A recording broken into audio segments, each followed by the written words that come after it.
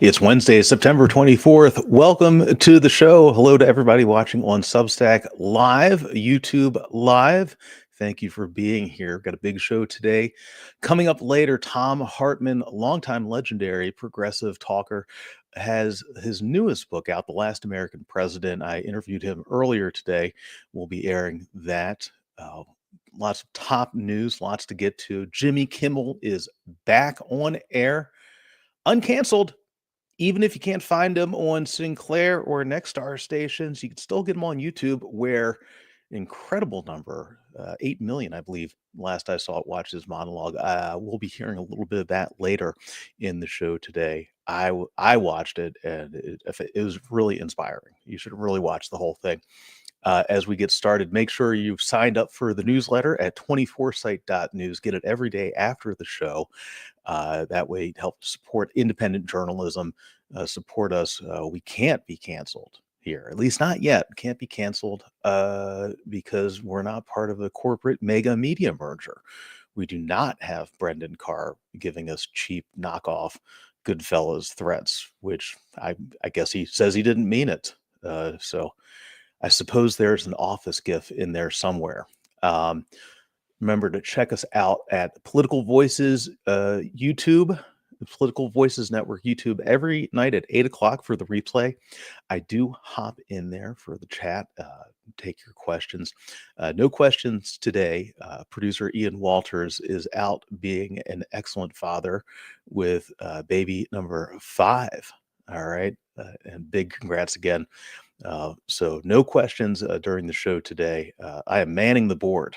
There is, as Reed Galen noted last week, there is a great moment in the old Howard Stern movie from the 90s where he has to man the board. I'd like to think I'm a little bit better at it than that. Make sure to catch us on Substack, on YouTube. You can catch us on all the socials. You can even catch us on X.com. I don't support Mecha Hitler, but you got to be there, unfortunately. So I do show up there periodically, more so on Blue Sky, and of course Substack. All right, let's get to the headlines, guys. First up, before we get to Jimmy Kimmel, I want to talk about world news. The United Nations General Assembly is in session this week up in New York. And of course, a lot going on with our president. I'm not going to be talking about the speech there, because that was a standard stump speech from him. Not terribly, to be honest, not terribly interesting. All right. What has been more interesting is what's been coming out of this. All right. Let's take a look at this big move right here from the BBC. Headline: Kyiv can win all of Ukraine back from Russia, Trump says. Ruth Comerford and Anthony Zurcher reporting here. Quote, U.S. President Donald Trump has said Kyiv can win all of Ukraine back in its original form, marking a major shift in his position on the war with Russia. In a post on his Truth Social platform, he said Ukraine could get back, quote, the original borders from where this war started, with support of Europe and NATO due to pressure on Russia's economy. His comments came after talks with Ukrainian President Volodymyr Zelensky held after Trump addressed the UN General Assembly in New York on Tuesday. That is a big change. That is a major change if it holds. All right, now this is Trump we're talking about. So if this holds, all right, but I would note that this comes about a month after Putin came here to the U.S. and was given the literal red carpet treatment, and offered nothing in return.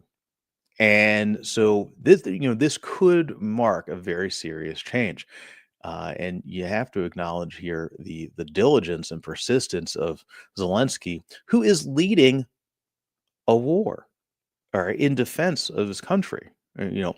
As this happens, let's not forget about that. All right, Russia, aside from incursions into other NATO countries, Estonia the latest, continues to bomb and murder the folks right in the capital of Ukraine, Kyiv. All right, so we're following this. All right, could be a big change here. Another potential big change, big scoop from Politico here. Hold on. No, no, no, no. Here we go. Da, da, da, da. Politico reporting Trump promises Arab leaders he won't let Israel annex the West Bank. All right, this just out about an hour ago from Felicia Schwartz, Eli Stokols, Nicholas Vinokur, and Hans van der Burchard.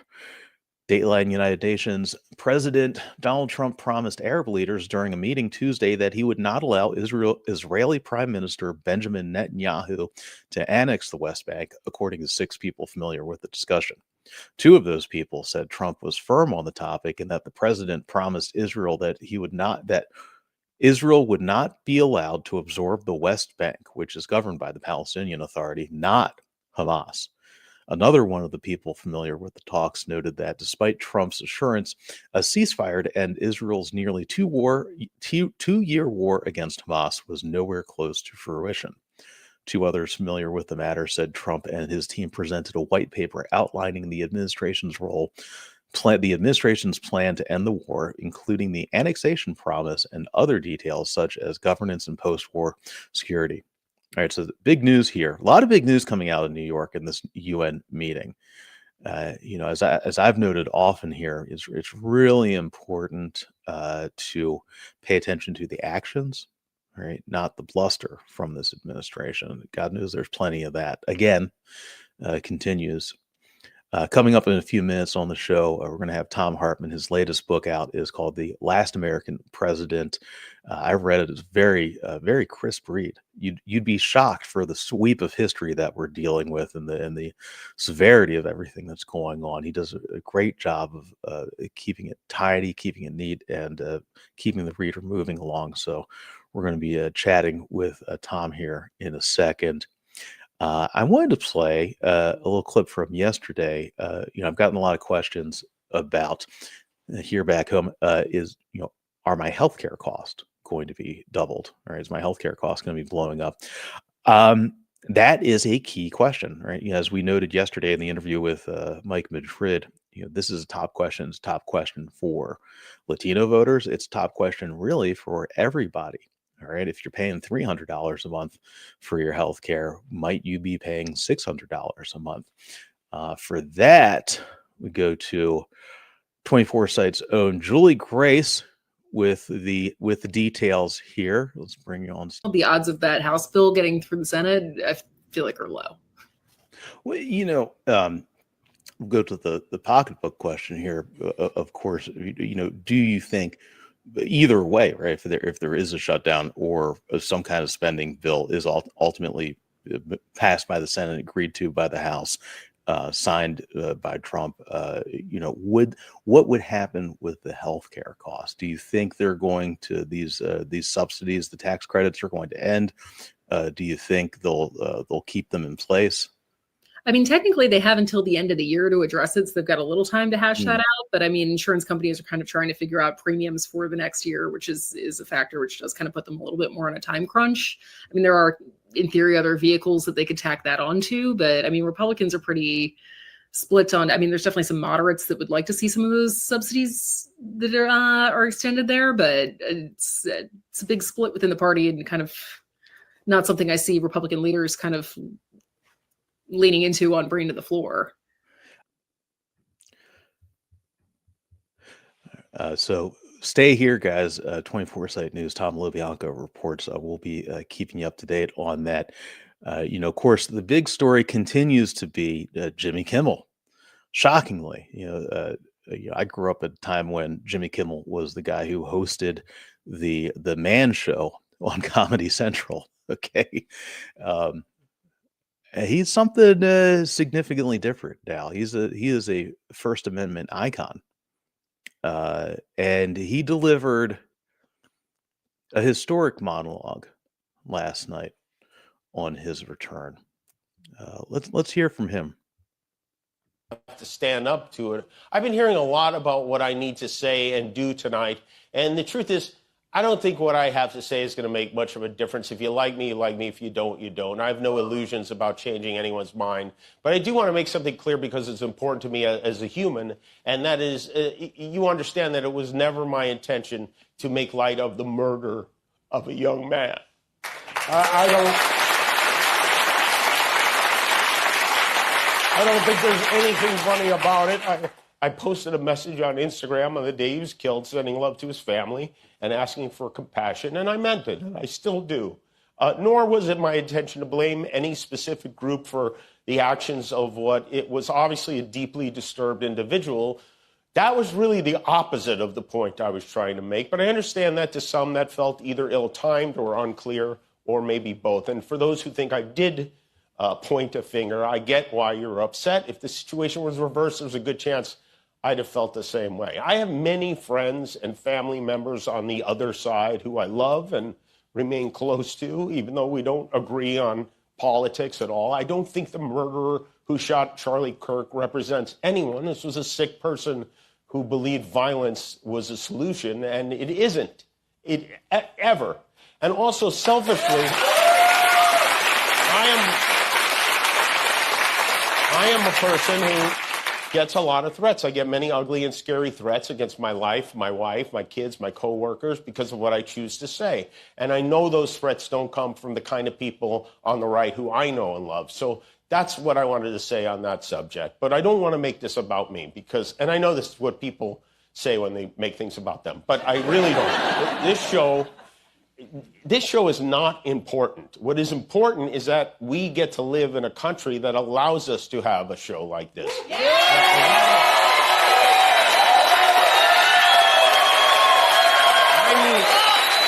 I've had the opportunity to meet and spend time with comedians and talk show hosts from countries like Russia, countries in the Middle East, who tell me they would get thrown in prison for making fun of those in power, and worse than being thrown in prison. They know how lucky we are here. Our freedom to speak is what they admire most about this country. And that's something I'm embarrassed to say I took for granted until they pulled my friend Steven off the air and tried to coerce the affiliates who run our show in the cities that you live in to take my show off the air. That's not legal. That's not American. That is un-American, and it is so dangerous. I want you to think about that. Should the government be allowed to regulate which podcasts the cell phone companies and Wi-Fi providers are allowed to let you download to make sure they serve the public interest? You think that sounds crazy? No! 10 years ago, this sounded crazy.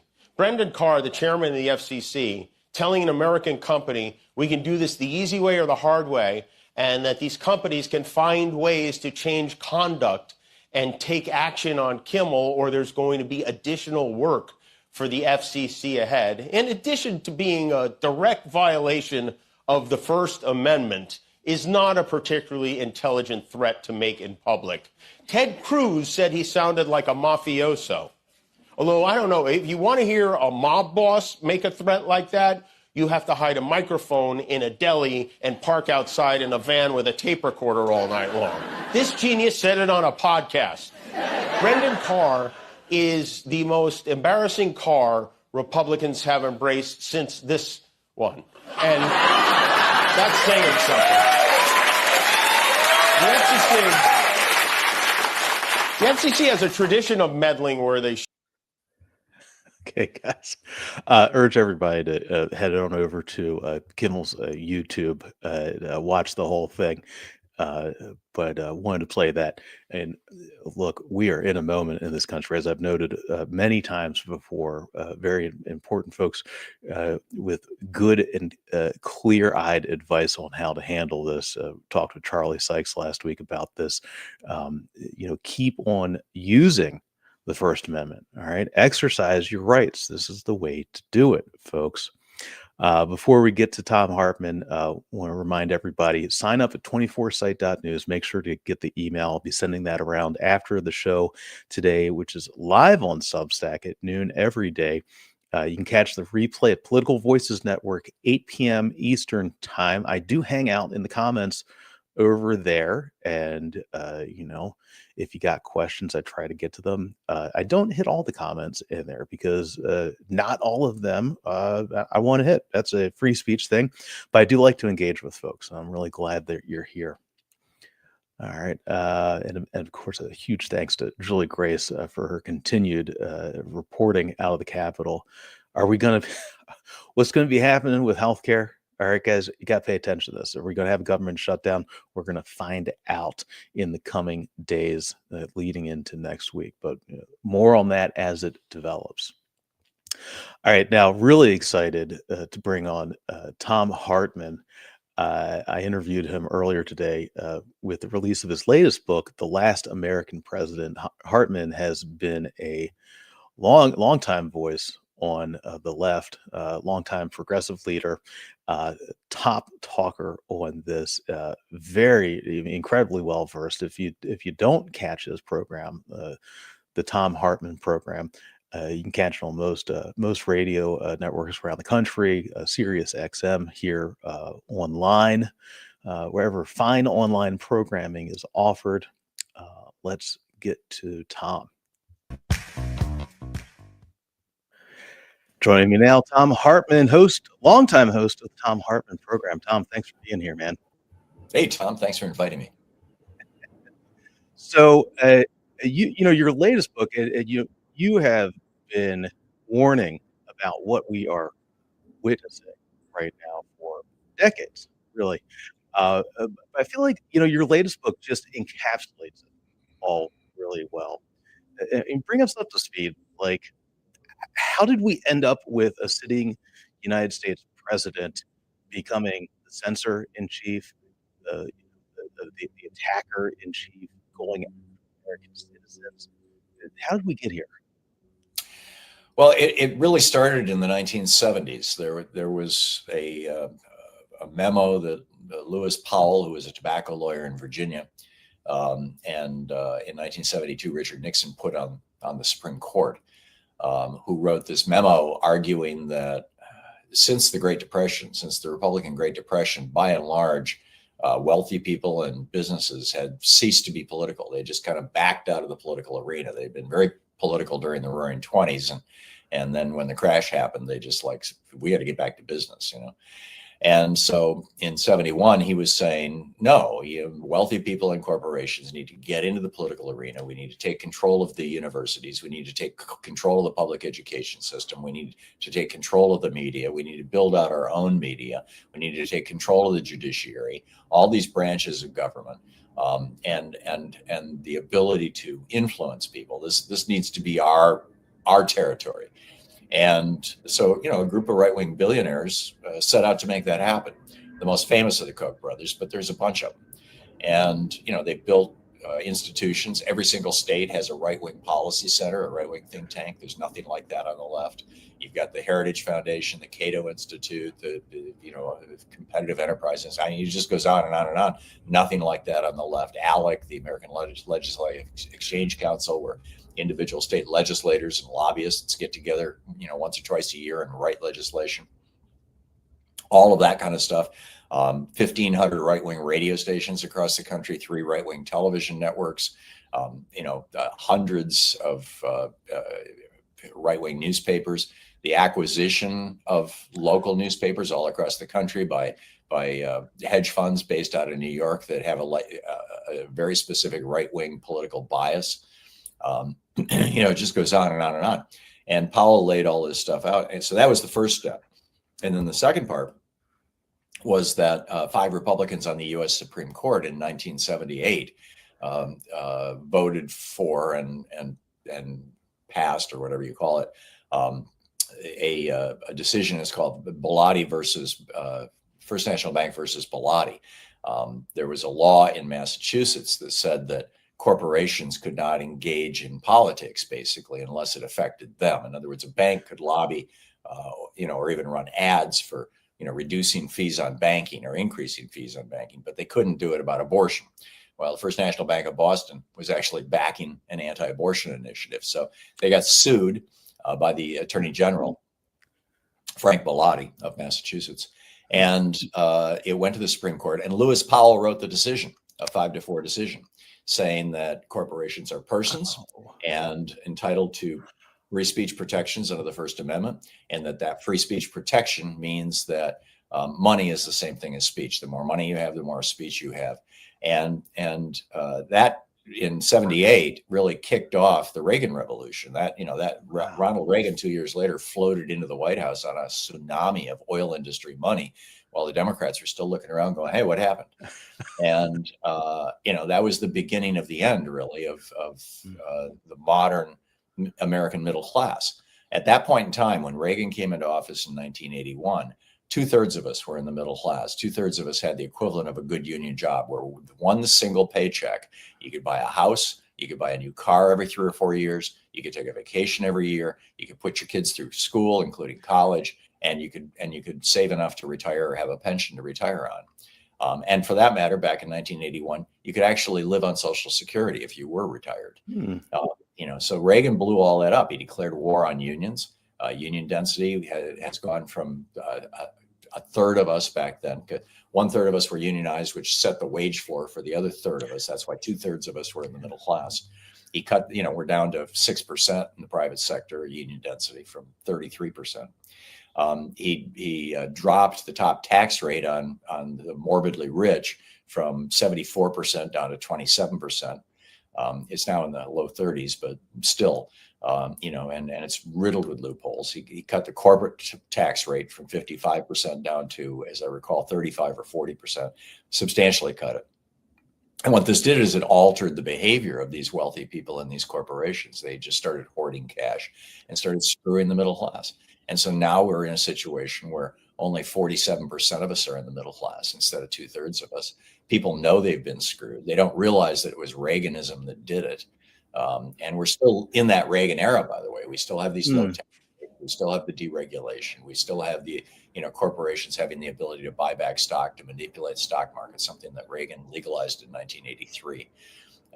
And the result of that is that people are looking around going, my parents were able to do this, but why can't I? Why can't I buy a house? Why do I have a $500,000 in student debt or $100,000 in student debt? When my parents didn't. And, again, it's Reaganism, it's Republican policy, but nobody knows it. So I put it all in a book. And I would note it's a brisk read, for being some very heavy stuff, comprehensive. You write at a good clip, man. I mean, it moves. Thank you. Well, and truth be told, Trump and before him, George Bush and have been masters at using the fact that Reaganism gutted the American middle class to blame it on other people. I mean, the old shtick from the early part of the 20th century was those black people want your job. Then it became those brown people want your job. And then in the 80s, it became those women want your job. And, Trump has revived all that stuff, although he's added in there, those queer people want your job and your kids. And, it's all, let's point the finger out.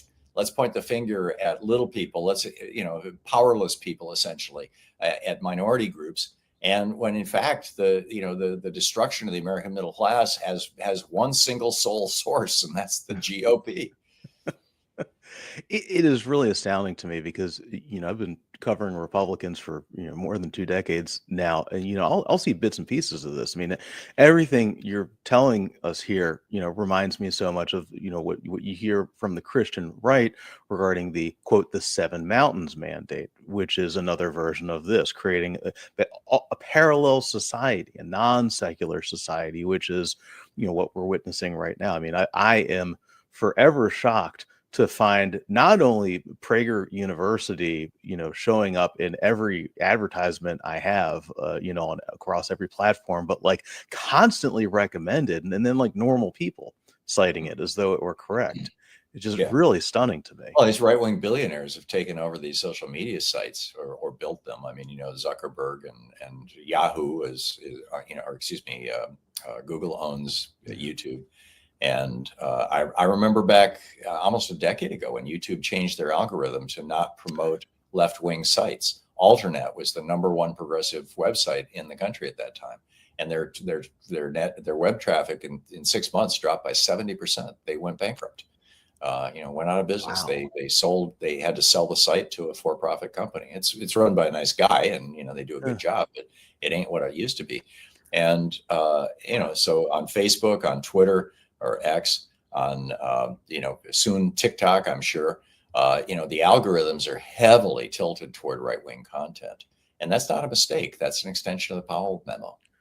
Wow, that's really something, man. One of the things that you write about in the book, and I know that you're careful with the language on this to specifically say that rotted, not rotten. That is that Trump that the path was cleared by a long-term institutional growing a rot of a deterioration of our guardrails. What do you mean by that? What are we talking about here? Well, the guardrails that we used to have, I mean, respect for the rule of law, respect for individual rights and liberty, respect for free speech. We now have police who are masked. I mean, we have secret police basically. You're not allowed to know who they are. If one of these guys wearing a mask beats you up, you have no way to hold him accountable. You have no idea who he was. There's no record of it. There's no way to track it back. And America was not founded on the idea of secret police. We were founded on the idea of rejecting secret police. Yes. We were not founded on the idea of censoring newspapers. We were literally founded on the idea of rejecting the censoring of newspapers. And in every other media, that has evolved since then. It's just flat out wrong. It's anti-democratic. It is anti-American. This is not what, when my father volunteered to fight in World War II in 1945, this is not what he was willing to die to protect. And it's a tragedy. It's an outrage. It's infuriating. And a lot of people are waking up and getting really seriously pissed off about it. I thought it was really astounding to see and kind of telling, because there's been so much confusion, right, by design, right? So much, as Steve Bannon famously said, that flooding the zone with shit. Yeah.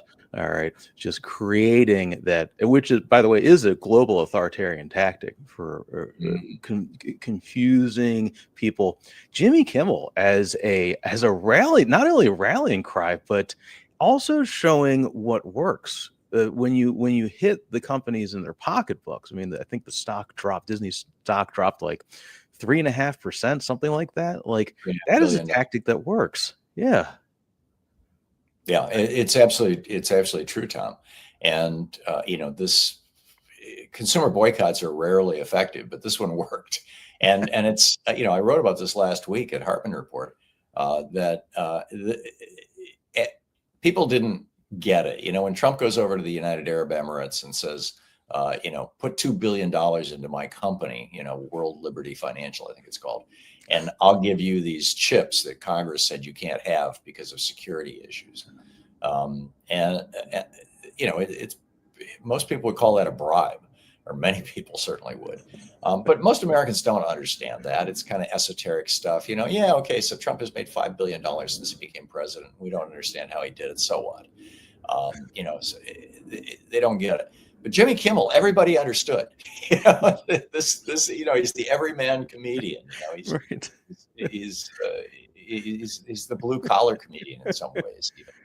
And they're at that point, people are like, wait a minute, he's trying to shut up comedians? Really? I mean, didn't they do that in the Soviet Union? Isn't that what the Nazis did? Yes. And I think that, I hope that this is a tipping point, that this week, this past 2 weeks have been an awakening moment for the American people to see that, hey, it's not just Jimmy Kimmel and Stephen Colbert. It's right across the board. They are coming for your freedoms. They are coming for your schools. They are coming for your kids. They want to turn America into a country where a very small number of very wealthy white men run everything, period. And nobody else has any power. Small businesses cannot succeed. Giant monopolies control everything, and they are interpenetrated by and with the Republican Party. And we ended up with a single party state like China has, where only one political party is allowed, and everybody else is demonized and accused of being traitors and et cetera. I mean, that's the direction, not just the direction they're taking us. That's where we almost entirely are. And it's shocking how rapidly this transformation has happened. Is it? I want to ask you This is the big question, and in some ways, almost impossible to answer because of how these things happen. Right? I mean, in some ways, you won't really know for decades. But are we in a dictatorship right now? Yeah. Yeah, Michael Tomasky wrote an op-ed for the magazine that he's the editor of, The New Republic, day before yesterday, saying that we've hit the tipping point. We're no longer a democracy. Um, I'm not sure I would go that far, but we're damn close. And his point was voter suppression. I mean, Greg Palast, the BBC reporter who busted Jeb Bush back in 2000 for knocking 90,000 black people off the voting rolls in Florida just months before the election, where his brother won the state by 537 votes, which gave him the White House. That guy, Greg Palast, using official federal and state numbers, no speculation, all 100% official numbers, did the math and found based on the 2024 election that 4.2 million people who were registered to vote and who were legal citizens, legally registered to vote, were denied their ability to vote in that election, mostly in 6 or 7 swing states, because the Republicans were purging the voting rolls. They were sending postcards into heavily Democratic areas, and it looked like junk mail. And if you didn't return it within 2 weeks, your name, we're going to assume you've moved. Your name was removed from the voting rolls.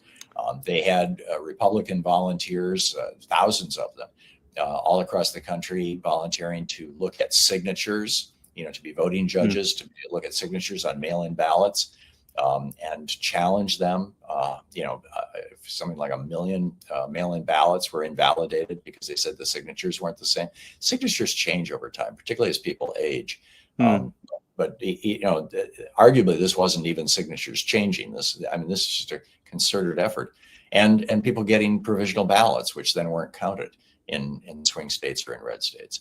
And he pointed out, if those 4.2 million people had been allowed to vote, we would not only have a Democratic president, Kamala Harris, we'd have a Democratic House and a Democratic Senate, and just simple math. And so, this is how far it's gone. And now they're talking about trying to prevent 10 million people from voting in 2026 and 2028. And they're purging voting rolls as we speak right now across states that have Republican secretaries of state and Republican governors. So, it's becoming a real battle. It really is, Tom. Well, how much of this, though, and I want to push back on this here. I mean, how much of this is just so to say, the NFL of American politics, right? I mean, this is right because this is not without precedent in American history. The fight over who gets, it's bedrock, really. Who gets to vote? Who gets to be a part of our representative democracy, right?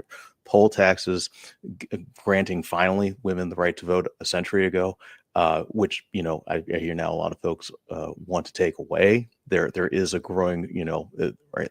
I don't think that'll happen, but how much of that is just how it's always been, and how do you think? Shouldn't Democrats and folks on the left just acknowledge that and find a way to fight for it, right? Because this is not new.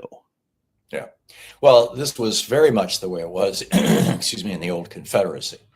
By the middle 1850s, if you voted for the wrong candidate, your house could be set afire. If you were the wrong candidate, you could be lynched. By 1855, 1856, the anti-oligarchy newspapers in the South were all out of business. The editors had been run out of town, and the publishers, had fled to the North, or they'd been thrown into prison, or they'd been lynched. And the voting rights of people. The phrase "right to vote" appears in the Constitution either 3 or 4 times, and yet we are the only republic, the only advanced democracy of the 34 OECD countries. We're the only one that does not have voting as a right rather than a privilege. This is nuts. And this is because the Supreme Court refuses to recognize voting as a right.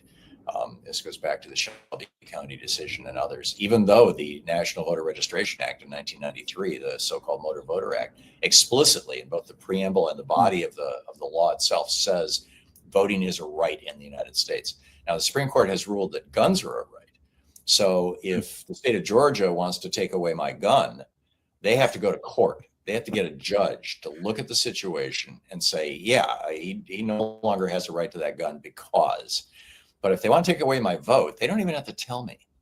And that's that's the loophole, as it were, that the GOP is using to prevent people from voting.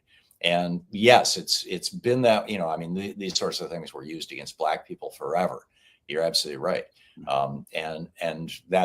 And they're largely being used against Black people right now. You're 400% more likely to have your vote not counted if you're Black in the United States than if you're white. And in large part because of these processes that we're talking about. And it's wrong. It's got to stop. But the GOP will keep pushing it because they're doing it on a very selective basis where they can, just make sure that it's mostly Black and brown people and women who don't vote. And now to make it really insane, the SAVE Act, which has passed the House of Representatives and is now headed to the Senate, says that if your birth certificate and your passport or your driver's license don't have the exact same name on them, you may not vote. You may not register to vote. Well, that's, 91 or 92% of American married women, their birth certificate and their driver's license don't have the same name. And most women, I mean, when Louise and I got married 53 years ago, she just took my name. I mean, we just changed everything with the bank and everything else, and you just did it. We never went to a court. We never had a judge officially change her name. So if the SAVE Act passes, my wife won't be able to vote. That's nuts. I mean, they know that women are more likely to vote for Democrats than men, and so they're trying to block women from voting. And like I said, it passed the House of Representatives. So wow, here we are. How what, man? I was reading your Wikipedia, man. You have, dude, what an adventure in your life. I mean, you've been everywhere, man. Tales of a hyperactive kid is what it is. Really. It's my ADHD. Seriously. I feel like I need to embrace this. I need to get out from the studio and travel. All right, just get around. You were. This is something I've wondered about for a long time. I mean, you worked in what we used to call health food. You started a company, an herbal tea how company. Back, man, I grew up with Celestial Seasonings back in the day, years before the Whole Food and the, any organics were available in the major grocery stores. How did that grow into RFK Jr.? Like, I'm just so confused by this. Yeah, it's kind of wild. I mean, we were selling organic teas and potpourris, and we even had a smoking mixture for people to quit smoking, to wean off tobacco. And I was very into it. I mean, I in part in 67, when I was 16, I became a vegetarian and still am. And, wow. At that time it was part, protest against the Vietnam War, statement of nonviolence, and part, I had done transcendental meditation, with the Beatles and the Maharishi, and that was a vegetarian movement. And what that did is it led me into this curiosity about health and getting very serious about health. And that led to Terry O'Connor and I starting the herbal tea company. And I think that particularly during COVID, this happened to several people that I knew, kind of lefties who were into the natural foods thing, and the conspiracy crazies around COVID, who were, oh yeah, COVID, it's a bioweapon from China, and we've got ivermectin and hydroxychloroquine and all this stuff, or will cure it, and the conspiracy, the whole conspiratorial worldview kind of exploded into the health forums. These kind of QAnon crazies essentially started showing up in big ways. I have a good friend who's a well-known, nationally known lefty comedian, and he and his wife just went down that rabbit hole completely, to the point that they were like, all in with Trump, because Trump was going to break up the cabal that was, the secret societies that were running the world and all this stuff. And I mean, it's just so yeah, they saw it as an opportunity. Here's a market here. Here's a bunch of people who are outside of the mainstream, and so they're more vulnerable or more willing to listen to a non mainstream argument. And so here we are. Wow, man. I'm just flummoxed by it because, so much of it, I mean, everything that I used to know about health food, organics, clean living, is, protecting the environment. All right. Just basics, and now aligned with the oil companies, now Yeah. aligned with everything that's exacerbating climate change. It just, Yeah. man, And Bob Kennedy comes along and says, we've got an obesity problem, a systemic disease problem in the United States, which is true. And it's caused in large part by ultra processed foods, which is true. And I'm going to do something about it. And then he comes out with a report last week that says, we're not going to do anything about it. The big food companies, they own their party, right? So Kennedy is like, yeah, well, let's talk about Tylenol instead. Yeah, has he been co-opted? Like, which deep state has he been co-opted by? That's my question. I don't know, but I continue to think that putting a former heroin and sex addict who's a lawyer, not a doctor, in charge of the nation's public health is insane on its face. You had a good clip from your show over on your YouTube page. I was watching a little while ago about, in response to Trump saying, don't take Tylenol, it's going to make your child autistic, which clearly is not true. All right, that is incorrect, demonstrably. The Swedish study is unambiguous. But over 3 million children over a 30-year period, no correlation whatsoever between autism and vaccines or autism and Tylenol. They have a national healthcare system there, so they can easily compile those statistics. There's no scientific consensus for what Kennedy is saying. Well, but you pointed out something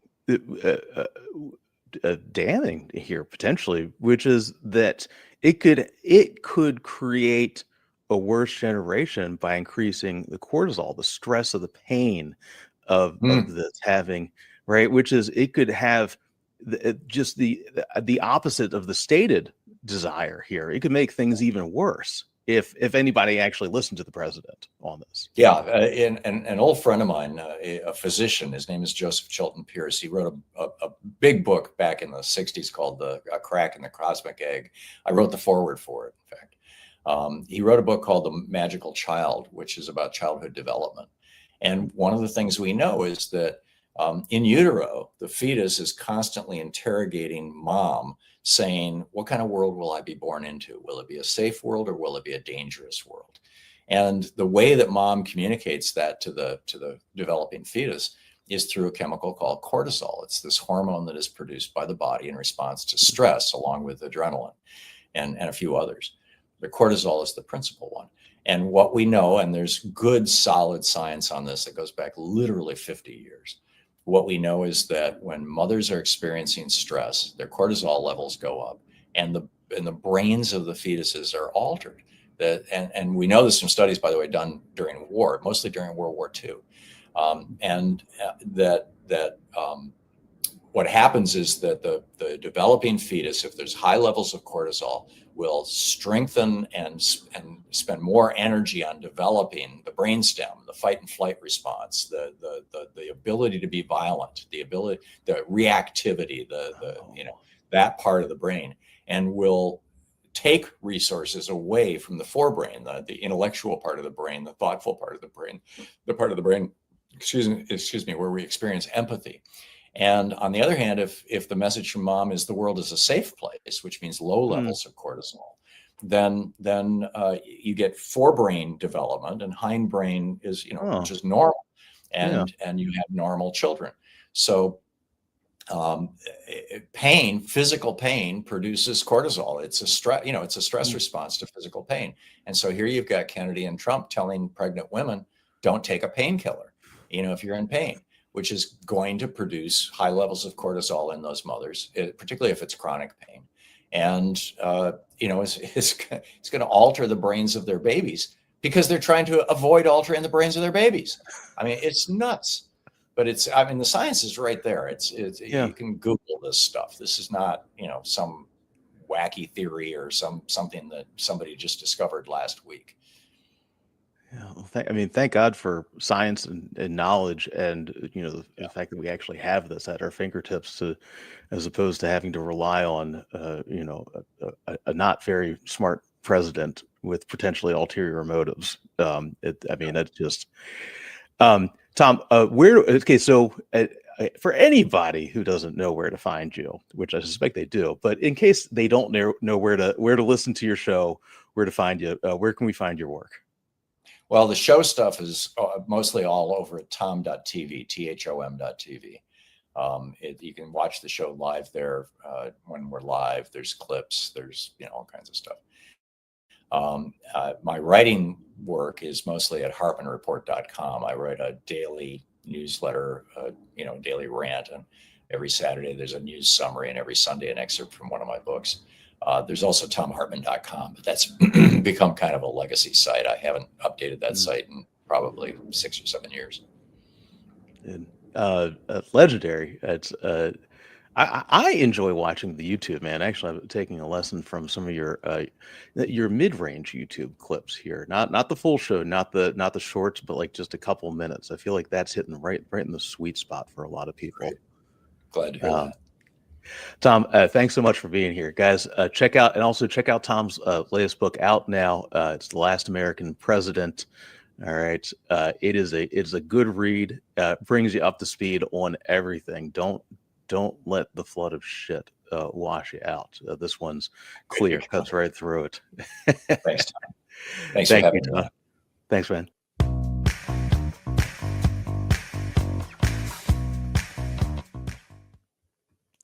Big thanks again to Tom Hartmann. What a legend. I continue to be so fascinated by this twist in the health food world. We'll have to do some more on that. Again, make sure to check out his latest book. What is this? This is what happens when I run the boards. All right, there we go. Last American President by Tom Hartmann. Before we wrap for today, want to do a quick check-in on some developing news we got going here. I'm sure you probably heard about. There is an incident. There has been a shooting at an ice facility in Dallas. Let's check in on the latest from good news sources, CNN, New York Times, reporting this all live as it happens. Here's the New York Times. Live updates.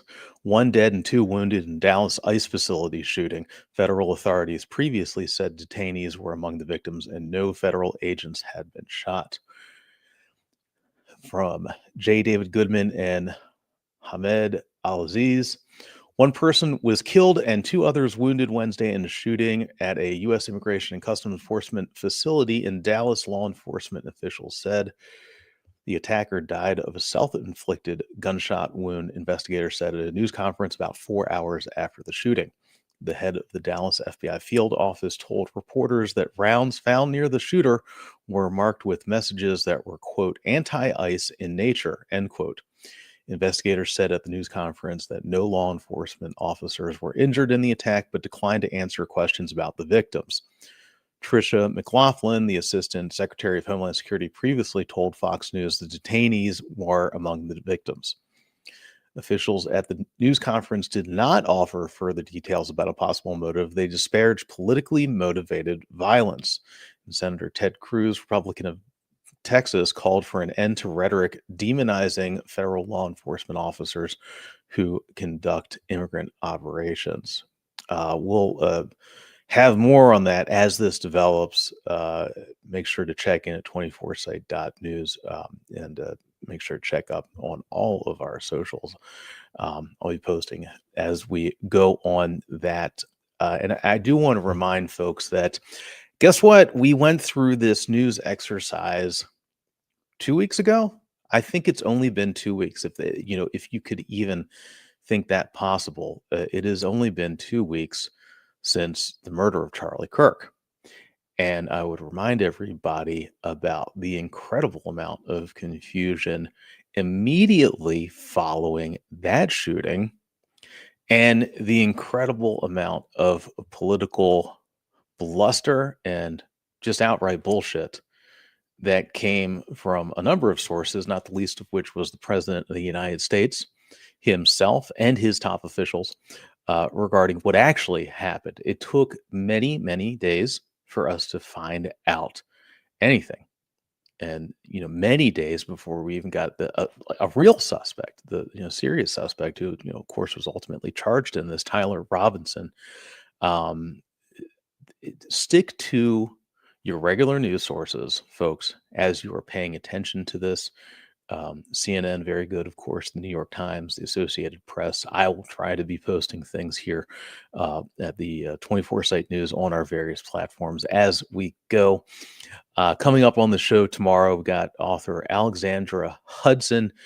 She's written an excellent book, came out a few years ago. It's been getting renewed attention in this moment, rightly so, given all that we're going through. It's called The Soul of Civility. So we'll have Alexandra on the show. Very excited to have her here. Before we head out, I want to thank you guys for being here. Please continue to support us, support independent journalism. Look, we had a victory, a big victory with Jimmy Kimmel. All right.